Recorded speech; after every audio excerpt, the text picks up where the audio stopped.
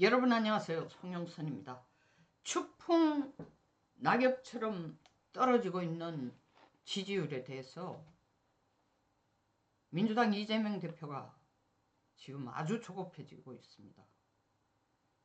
바로 불호령을 일으키며 민주당 지도부들에게 얘기했습니다. 야, 이게 어떻게 된 거냐? 빨리 한번 파악해봐. 내가 말이야 판은 다 깔아놓고 동분서주 하면서 세상에 누구도 상상할 수 없는 기상천외한 시나리오로 능력도 없고 자격도 없는 공수처 들어 대한민국 헌정사상 처음으로 대통령을 체포를 하고 구속시키라는 것까지 지시를 하고, 그것도 경찰, 검찰, 군, 사법부까지 내 밑에서 오돌오돌 떨면서 내 시킨 대로 다 했는데, 내 뜻대로 다 됐는데, 거기에다가 공수처 보고 대통령을 말이야 자기 집에 키우는 개 취급을 해서 강제 구인하라 했더니 그것도 지금 열심히 내 말 듣고 쫓아다니고, 대한민국의 이재명의 말은 바로 법인데 어찌하여 나의 지지율이 이렇게 떨어지는고. 그대들이 나서서 정확한 이유를 파악하고 와서 나에게 보고하시오.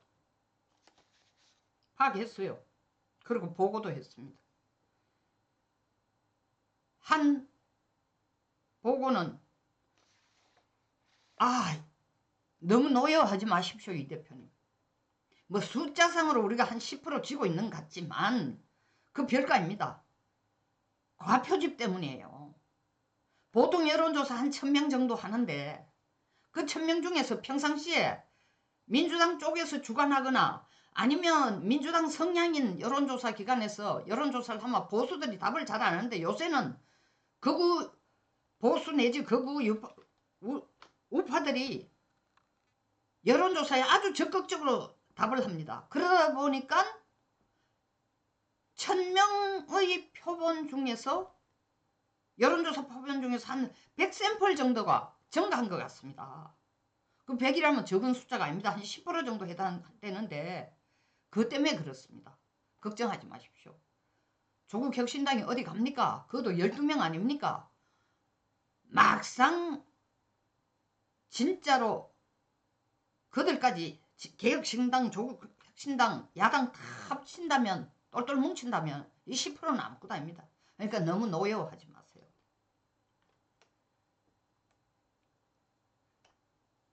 백샘플이 더 들어오는 이유도 있지만 뭐 한편으로 또 국민의힘이 요새 조금 정신 차린지 똘똘 뭉치는 것 같습니다. 그 영향도 좀 있겠지만 뭐 노여워하시거나 상심하실 필요까지는 없습니다. 보십시오. 그래도 변함없이 이재명이 대통령 지지율 1위 아닙니까? 그럼 된 거 아닙니까? 따놓은 당상입니다. 대통령 자리는. 진정하십시오. 고정하십시오. 아니 그렇다면은 어찌하여 윤석열 대통령이 경을 선포한 이후부터 나온 여론조사에서 대통령 적합도 지지도가 왜 그때 37% 나오고 난 뒤에 한 번도 그 자리로 되돌아가지를 못하고 계속 떨어지기만 하거나 그 자리에서 왔다 갔다 하느냐? 심지어 어찌하여 28%까지 내려갔느냐? 아니 그것뿐 아니야. 어떻게 해서 대통령 적합도의 1위에 내가 아니고 그 적합도는 아무도 없다라고 나오고 내가 2위가 되느냐? 이 말이 되는 얘기냐? 뭐 여론조사가 잘못돼도 한참 잘못된 거 아니야? 저는 왜 이렇게 여론조사에서 이재명 지지도와 민주당 지지도가 떨어지는지를 이재명만 모르거나 아니면 이재명도 알지만 너무 욕심이 앞장을 서기 때문에 현실 보기를 거부하는 어떤 양면성을 가진 정신분열적 정상까지 있는 게 아닌가.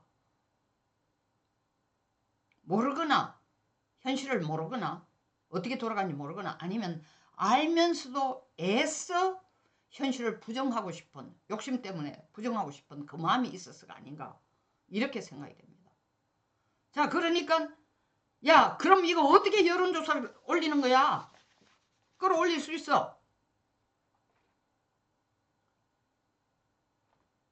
여론조사 기관들을 한번 요새 신문에 주로 나오는 여론조사 기관 보니까 한 나름대로 목소리를 내고 영향력을 가진 여론조사 기관이 한 10개 정도 되는데 그중에 몇 개라도 샘플로 뽑아가지고 여론조사 기관을 한번 조져봐. 이것들이 말이야 국민의힘 쪽에 무슨 뭘 먹었나 어찌하여 국민의힘 지지율이 이렇게 올라가고 내 지지율은 아무도 상상할 수 없는 시나리오로 대통령 체포해서 구속해서 철창에 잡아였는 것까지 다 했는데도 내 업적을 제대로 모른단 말인가? 여론조사 기관들이 질문을 교묘하게 바꾸거나 나오는 숫자를 끝에 조작해가 이렇게 내놓는지 한번 가서 뒤져봐. 타작을 해봐. 국민들에게 카카오 계엄으로 협박을 하더니 이제는 여론조사 기관에 대해서 협박을 하겠다는 겁니다. 그럼 여론조사 기관들 뭐 기가 죽고 사실은 큰 예산 없이 하는 여론조사 기관들은 문을 닫을 수도 있죠. 그렇게 하면 자기 지지율이 올라갈 거다. 아니면 최소한 살아남기 위해서 이재명의 지지도가 막 60% 정도 되고 국민의힘이 엉망진창이다라는 것을 보여줄 수 있는 여론만 살아남을 것이다 라고 착각을 지금 하고 있는 것 같아요. 그러면서 동시에 하는 얘기가 뭡니까? 에?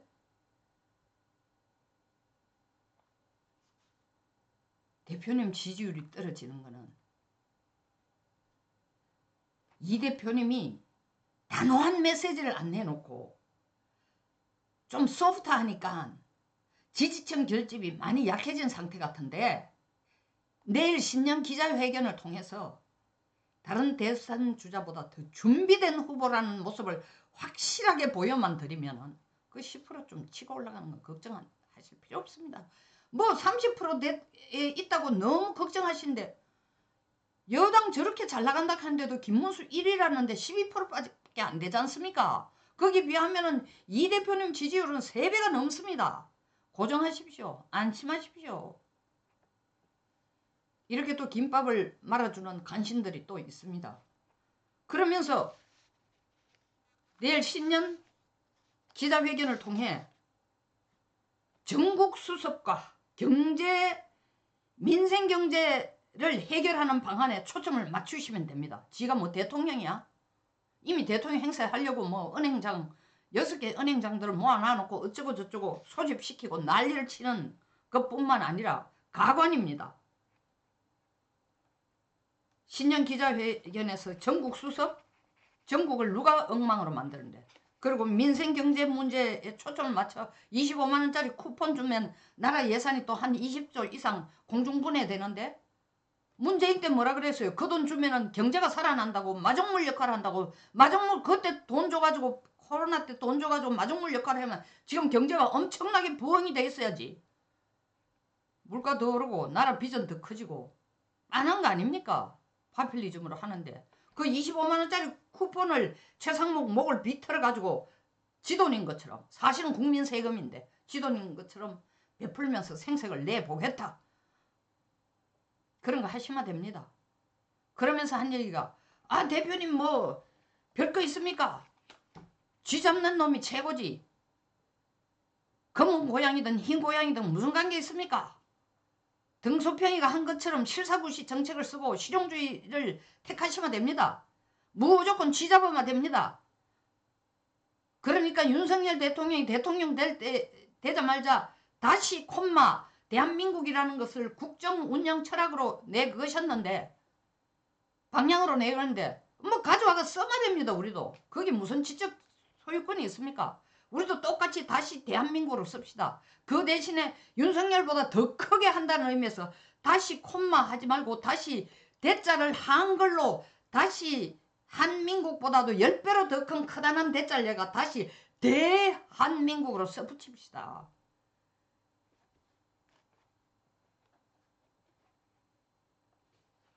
이재명 답변 맞아. 내가 제일 싫어하는 게 전두환이야. 사욕을 위해서 수많은 사람 죽이고 말이야. 군사 쿠데타를 통해 우리나라 민주주의를 회생 못하게 파괴하고 입으로만 정의를 수없이 구현하고 난 그렇게 이렇게 말이야 입만 가지고 떠드는 인간은 제일 싫더라. 그리고 난 이제부터 탈이념할 거야. 탈진영 실용주의로 갈 거야. 한수 더 드는 게 뭔지 압니까? 한미동맹을 강화해야 된다는 겁니다. 미치고 볼짝 뛰겠습니다. 왜 이 얘기가 나올까요? 트럼프가 이제 대통령이 됐는데 지 잡아갈 가능성도 있고 지 미국 초청받을 가능성은 없고 더구나 1차 탄핵소추안에서 윤석열이 가장 잘못한 게 뭐냐? 친미정책, 친일정책, 중국과 북한과 러시아를 멀리했다라는 것 때문에 탄핵당해야 된다고 냈는데 그걸 내자마자 미국을 비롯한 온 세계에 있는 민주주의 국가들의 의식이 있는 지도자들 다 들고 일어나가 한다는 얘기가 살다 별꼴을 다 벌겠네. 외교정책을 가지고 그 정부의 현 정부의 외교정책을 가지고 탄핵의 사유를 쓰는 경우는 민주주의 국가에서는 있을 수가 없다. 이게 무슨 민주주의 국가냐. 특히 미국이 여기에 대해서 민감하게 반응을 했습니다. 그러니까 싹 빼고 2차 대통령 탄핵 소추안에는 그걸 뺐죠. 그러니까 미국에 잘 보여야 되겠다. 미국 눈치는 보는 거예요. 그러면서 한미동맹 강화 그리고 지금 조셉 윤 주한미국 대사 대리 접견하고 오늘 접견하죠.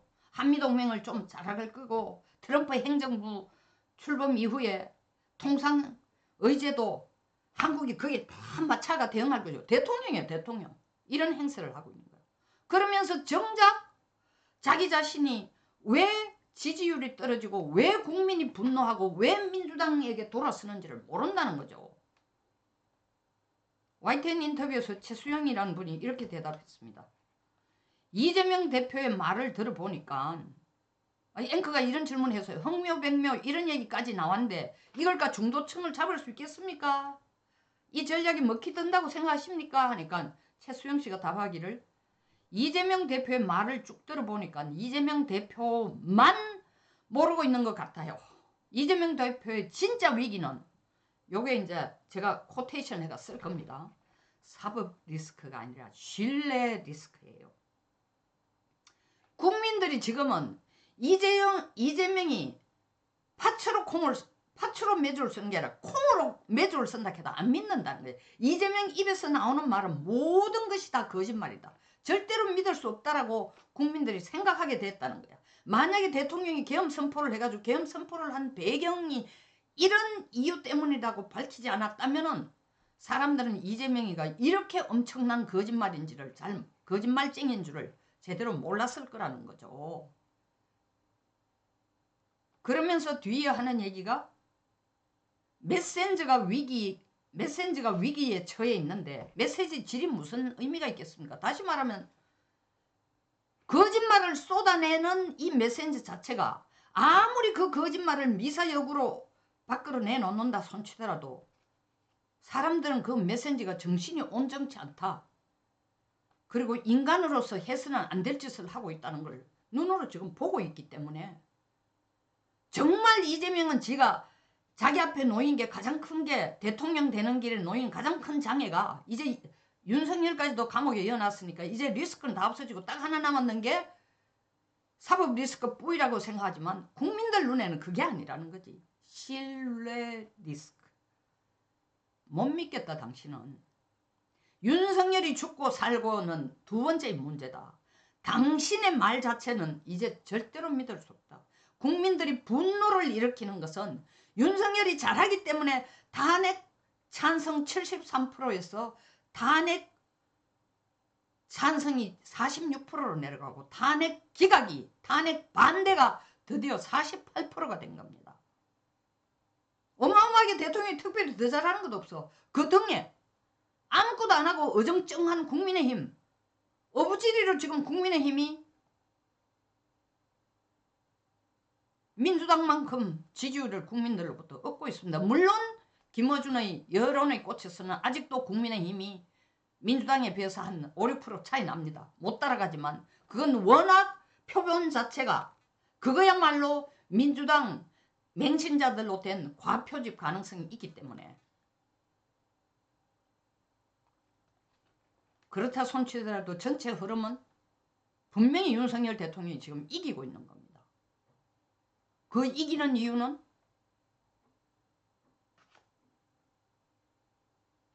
정의의 편에 서서 헌법의 편에 서서 민주주의 편에 서서 거짓말하지 않고 사실을 얘기하는 거고 이재명은 온갖 편법을 다 써서 동원하지만 국민들 눈으로 보기에 국민들 귀로 듣기에 It's not the fact. It's not the fact.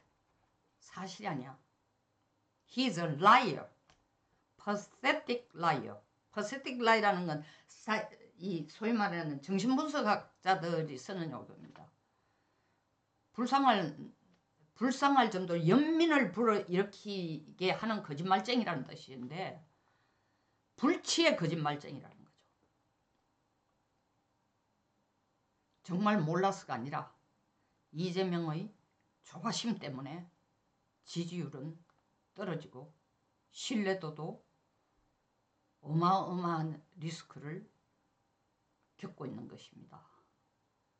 똑바르게 한번 해보십시오.